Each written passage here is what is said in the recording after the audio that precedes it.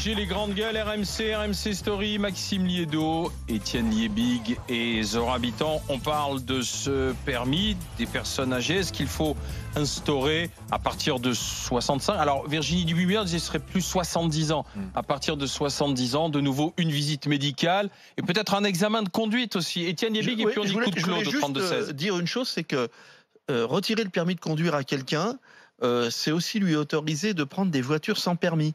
Et alors, on voit un nombre de gens qui circulent, et notamment des jeunes qui se sont fait sucrer leur permis, et des personnes âgées, qui se baladent avec des voitures électriques et des petites bagnoles sans permis. Et s'il y a un truc qui est dangereux, parce que d'abord, les camions les voient pas, c'est grand comme un mouchoir. On a le droit de prendre l'autoroute avec une voiture sans permis. Il y en a qui sont immatriculés.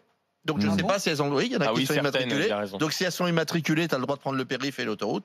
Et c'est mortel. Donc il faut faire aussi attention à ça. C'est pas supprimer le permis de conduire. Parce que si tu arrêtes d'avoir la voiture, et que tu prends une voiture électrique ou une bécane, une bécane sans permis qui va quand même à 90 ou 100 à l'heure, bah, c'est aussi dangereux. Donc il faut interdire de rouler si les gens sont dangereux. Pas retirer le permis, c'est insuffisant. Mais moi, ce qui me fait rire, c'est que nous, les jeunes, à chaque fois qu'on propose une réforme sur le permis de conduire, il y a tout le monde qui est là. Ah non, mais c'est superbe, les jeunes, ils sont dangereux au volant, c'est une honte, c'est un scandale, etc. Ils se tuent plus que les vieux, ça c'est vrai. Un an après le permis, une revisite, un recontrôle, des heures de conduite en plus. Et là, juste parce qu'en fait, on va obliger les personnes âgées.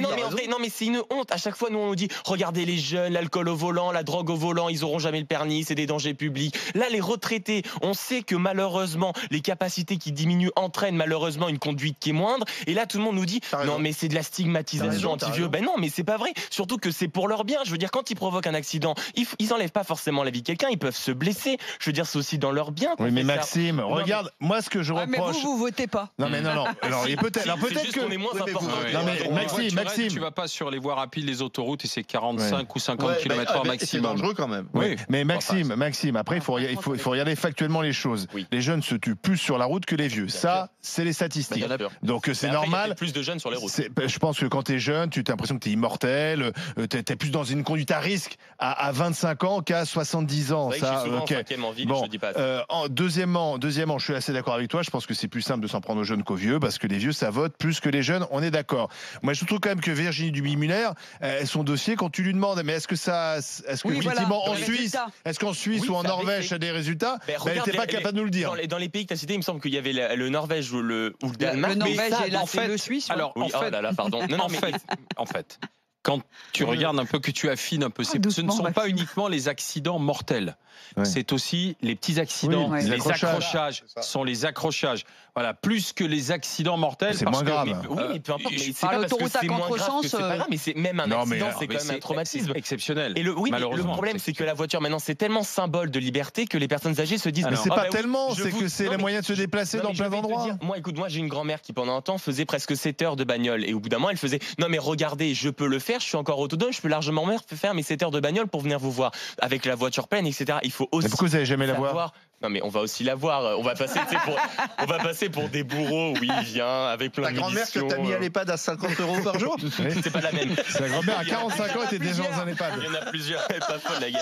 Non mais juste pour dire. T'as un problème à régler en fait avec les personnes âgées. Oui, pourquoi t'as un EHPAD aussi loin? C'est plus la vérité, c'est que c'est tellement un signe de liberté qu'elles veulent se prouver peut-être à un point qui peut être dangereux. En fait, je vois pas pourquoi vous vous posez autant de questions.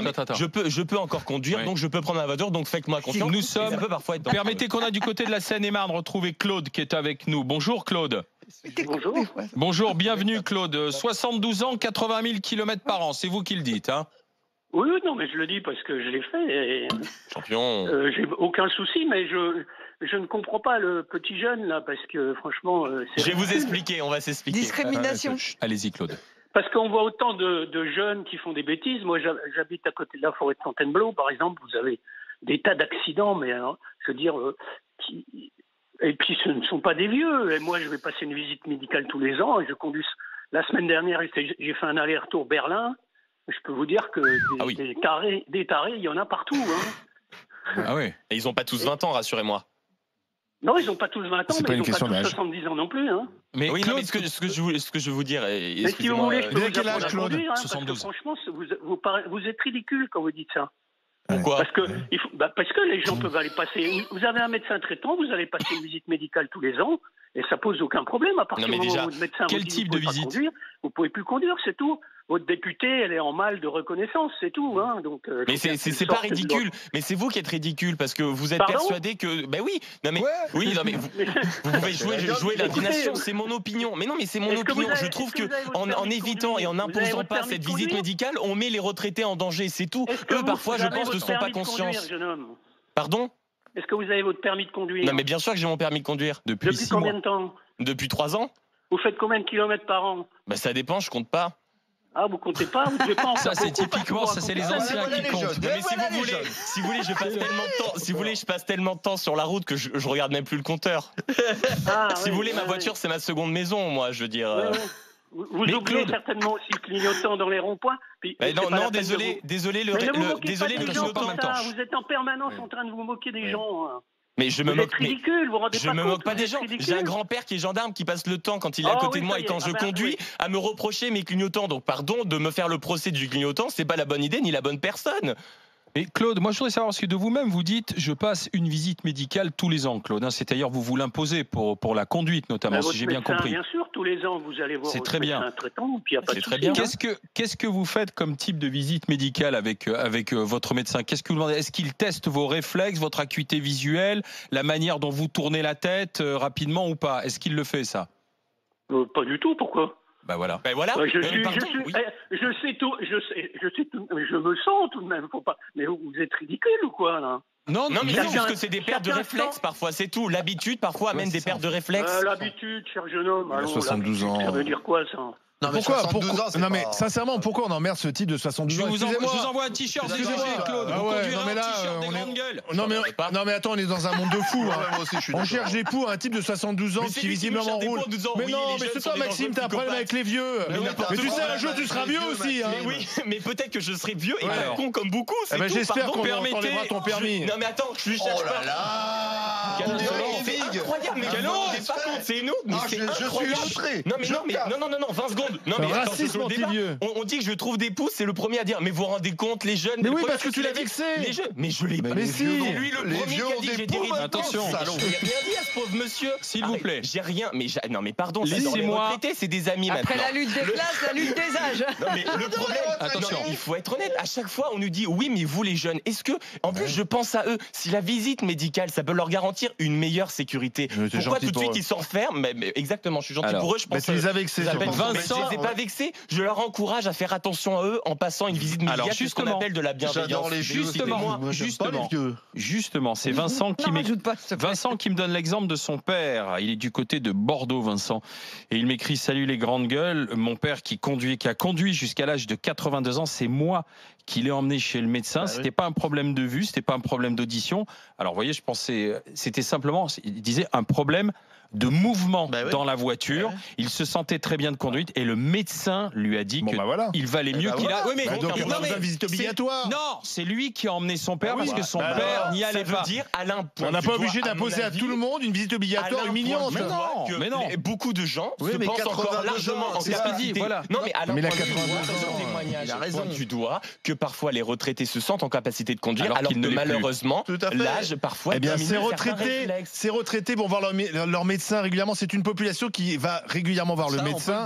Donc c'est au médecin de faire son rôle. Mais l'idée d'imposer à tout le monde à partir de 70 ans, à 70 ans, c'est humiliant. Voilà, c'est une mesure de sécurité publique. Mais bien sûr que si. Mais si. De toute façon, toi, tu veux des lois pour tout. Oui, t'as raison. C'est intéressant cette responsabilisation familiale. Il y a des tas de choses sur lesquelles la famille, puisque tout à l'heure, Zora, tu parlais de la responsabilité de la famille par rapport aux personnes âgées. Il y a des tas de choses sur lesquelles la famille peut être responsable. Et effectivement, c'est aussi une question de lien d'amour et aussi une question de lien familial. D'oser dire à ses parents des tas de choses de ce type-là, y compris... pas attendre que la loi règle toute notre vie. Tu dois vendre ton appartement parce que 3 étages sans ascenseur, dans 2-3 ans, tu pourras plus monter et il va falloir trouver autre chose. Et y compris, papa, faut peut-être que tu arrêtes de conduire parce que tu deviens dangereux et tu te mets en danger. C'est une responsabilité familiale. Est-ce qu'il faut en faire une loi ? C'est plutôt ça la question. Parce que moi, je pense sincèrement qu'on peut écouter et qu'on peut parler à ses parents et qu'on peut écouter les médecins peuvent faire leur job aussi. Mais on est complètement contradictoire parce que nous disions tout à l'heure que nous sommes dans une société où c'est compliqué de s'impliquer dans la vie des retraités.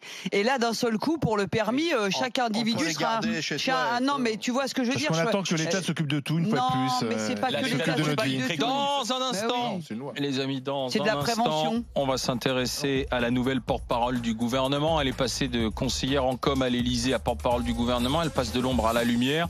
Et sa première prestation hier lui vaut déjà de se retrouver dans le cyclone des réseaux sociaux. Sibeth Ndiaye, alors doit-il y avoir une espèce de tenue ou d'uniforme du porte-parole du gouvernement, tailleur un peu strict ou pas? Hier, elle est venue avec ses cheveux afro, sa robe bariolée. Visiblement, ça a choqué. Est-ce du racisme plutôt? 32-16 pour en parler avec les GG. Mais avant de partir dans le GG veulent savoir, n'oubliez pas que vous avez les 1 000 € que vous offre tous les jours RMC, les grandes gueules et le Moscato Show, le super Moscato Show. Vous vous inscrivez dès maintenant en envoyant RMC par SMS au 7 32 16. Vous jouez, vous gagnez tout à l'heure à partir de 16h avec Vincent Moscato. Vous gagnez 1 000 €, ce sont les 1 000 € RMC. RMC, 9h midi, les grandes gueules.